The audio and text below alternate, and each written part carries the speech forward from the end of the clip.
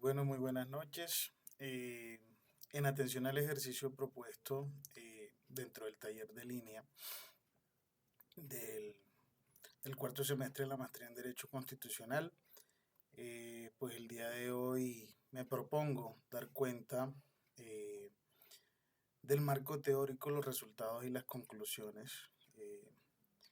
que hasta el momento han podido lograrse con ocasión del desarrollo del trabajo de investigación o del proyecto de investigación eh,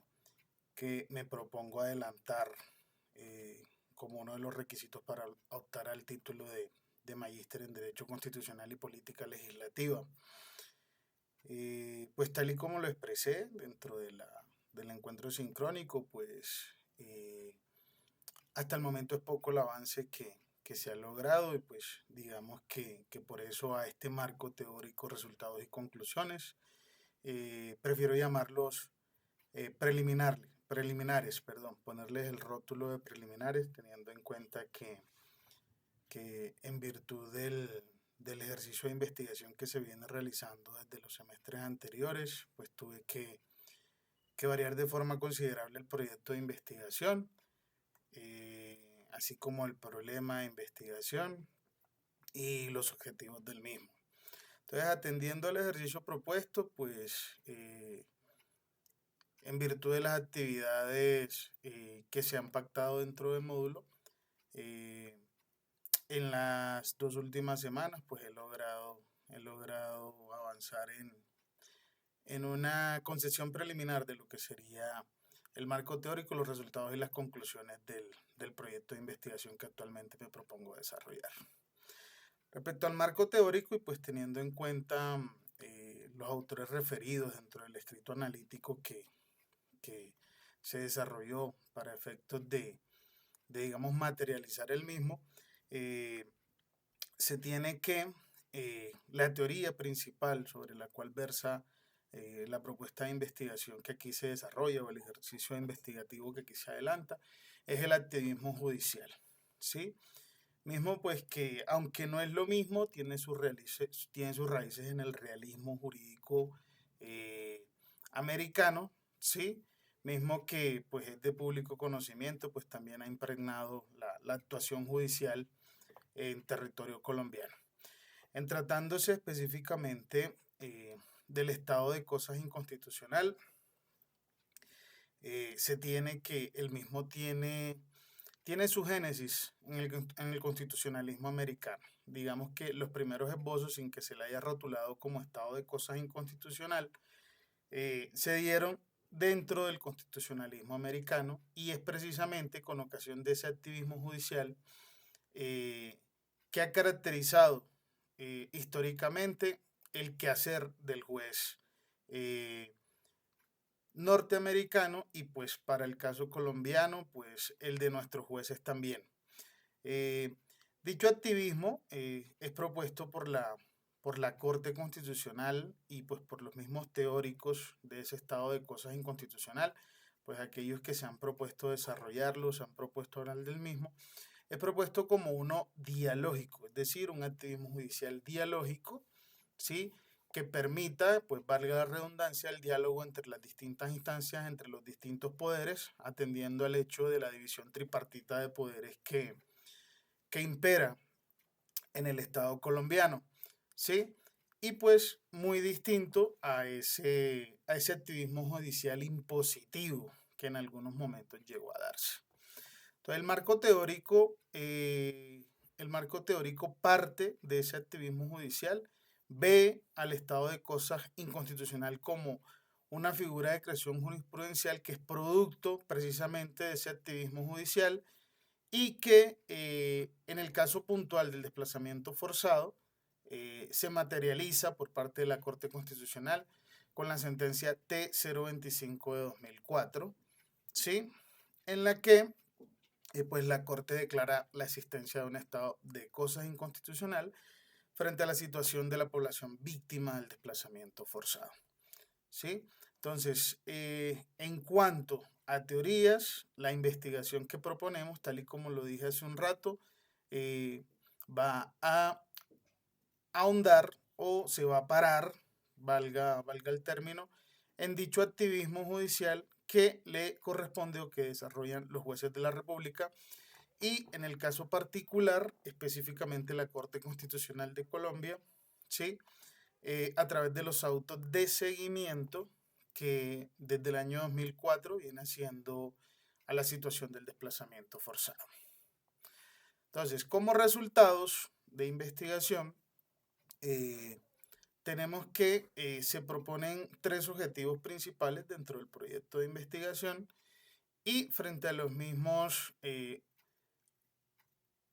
para la fecha se tienen unos resultados, se tienen unos hallazgos preliminares, pues que paso a exponer de manera sucinta. Entonces, frente al objetivo primero que refiere a explicar el concepto de estado de cosas inconstitucional como mecanismo de creación jurisprudencial para la reparación integral de las víctimas del desplazamiento forzado en Colombia, se tiene que pues dicha figura, tal y como se ha venido señalando, es de creación jurisprudencial eh, desarrollada por la Corte, pues digamos que es una adaptación a la realidad colombiana de los ejercicios que se venían haciendo dentro del constitucionalismo americano, que tiene su raíz en el realismo jurídico, en esa escuela de los realistas jurídicos norteamericanos, y que pues permitió a la Corte Constitucional, al advertir y pues como respuesta a violaciones masivas, prolongadas y estructurales de derechos fundamentales, eh, la declaratoria de un estado de cosas inconstitucional. Es de aclarar pues que en el caso particular del desplazamiento forzado, esta se da a partir de la sentencia T025/2004. Sin embargo, desde el año 97, con la sentencia SU 559, ya se venía hablando de un estado de cosas inconstitucional respecto a otras problemáticas también bastante evidentes, fenómenos de larga data, como lo es el tema de la situación de la población carcelaria en el país. Entonces, con esta sentencia se declara ese estado de cosas inconstitucional y pues dentro del mismo, el máximo tribunal de la jurisdicción constitucional en Colombia identifica un escenario de vulneraciones múltiples y continuadas que afectaban a millones de personas. Ello pues como resultado de la ineficiencia institucional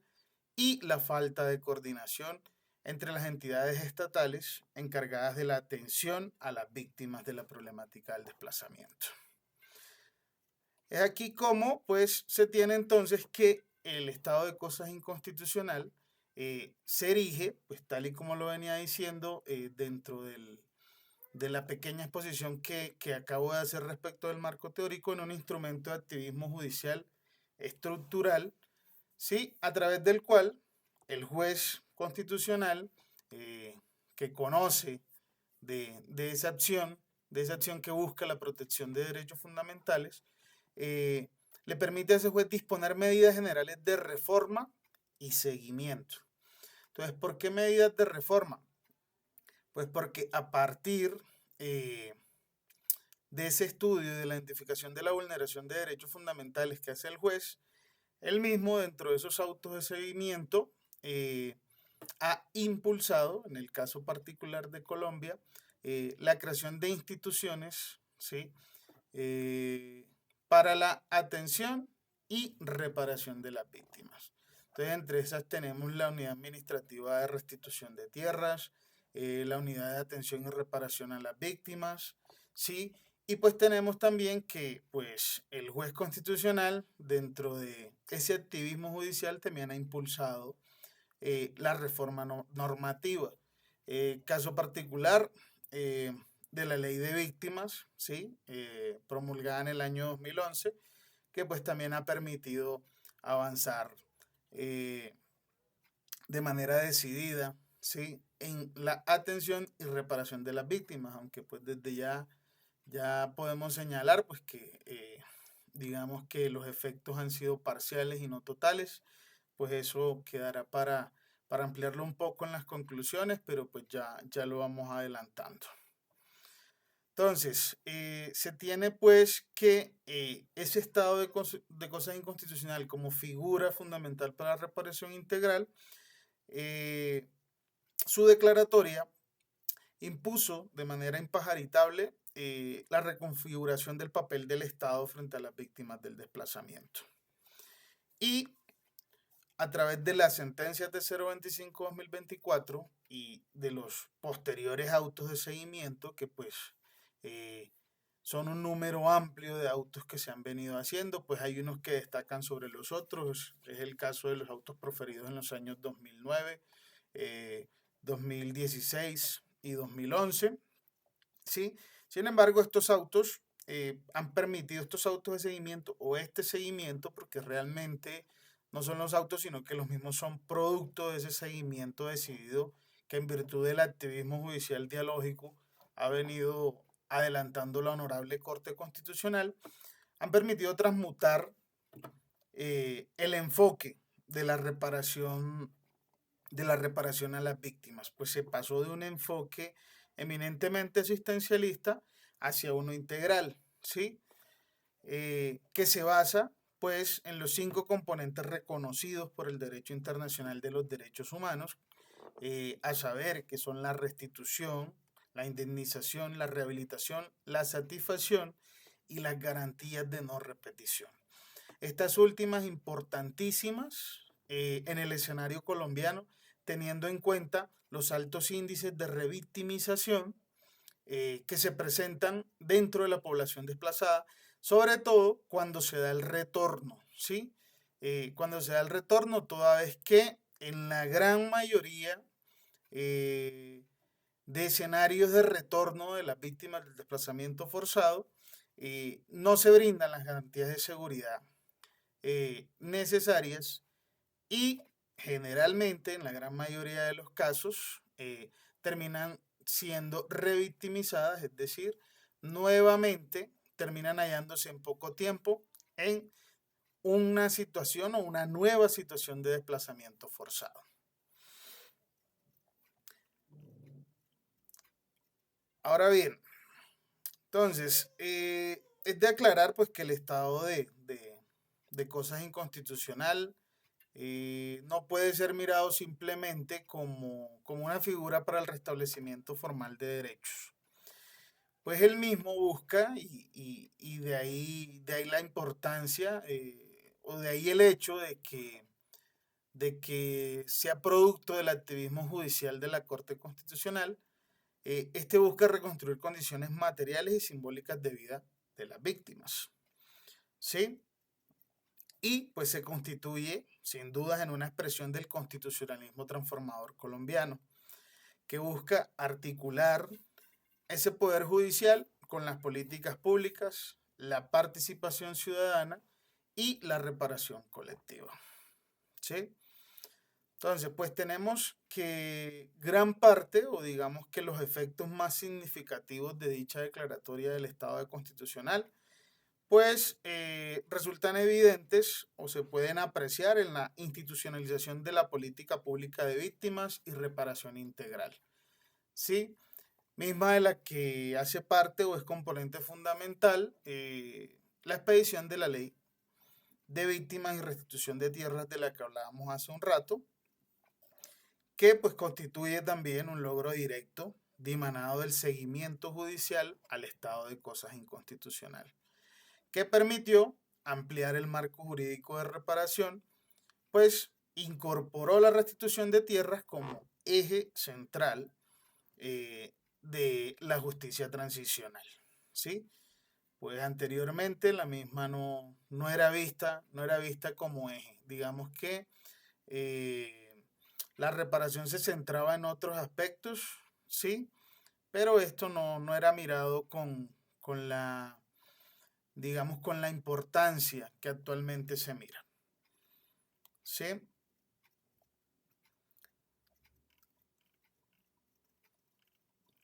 Ahora bien, eso respecto del primer objetivo en cuanto a explicar la importancia de la figura del estado de cosas inconstitucional como un mecanismo para la reparación integral de las víctimas.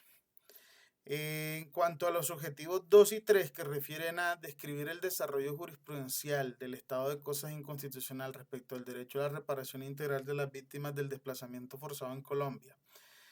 y evaluar la efectividad de los autos de seguimiento proferidos por la Corte Constitucional de Colombia en cuanto a la reparación integral de la población víctima del desplazamiento forzado, se tiene que, pues, el desarrollo jurisprudencial de la figura de lesio, estado de cosas inconstitucional, ha permitido consolidar una línea de protección estructural que se dirige o que está enfocada en la salvaguarda de los derechos colectivos de las víctimas del desplazamiento forzado. Entonces, luego de establecerse en la sentencia T025 de 2004, pues la existencia de vulneraciones múltiples, masivas y continuadas de los derechos de la población desplazada, la Corte logró instituir un modelo de jurisdicción estructural que obliga al Estado a planear, ejecutar y rendir cuentas sobre políticas públicas de atención y reparación a la población en situación de desplazamiento. Entonces, esa evolución del desarrollo del estado de cosas inconstitucional del desplazamiento forzado, adelantado a partir de, primero, pues el proferimiento de la sentencia T025-2024 y segundo, a través de los autos de seguimiento, ha permitido evolucionar en ese activismo judicial dialógico, ¿sí? En el que la Corte Constitucional pues desplaza parcialmente la tutela individual hacia un control capaz de disponer medidas de alcance general y de instar a la implementación de procesos interinstitucionales de reparación, ¿sí? Interinstitucionales porque son múltiples las instituciones que deben intervenir de manera coordinada, ¿sí? Y de manera solidaria dentro del proceso para el restablecimiento de derechos y para la reparación de las víctimas del desplazamiento. Entonces, no se trata simplemente de proferir órdenes de tipo judicial, sino de construir esas capacidades administrativas y esos mecanismos de seguimiento que permitan traducir lo jurídico, ¿sí?, en transformaciones de la realidad de las víctimas del fenómeno del desplazamiento y de manera específica respecto de la reparación integral de estas. Entonces, así las cosas, visto de esta manera el escenario del desarrollo jurisprudencial, se tiene que, puede ser entendido en tres fases interrelacionadas y una, pues, es la declaratoria del estado de cosas inconstitucional que se hizo con la sentencia T025 de 2004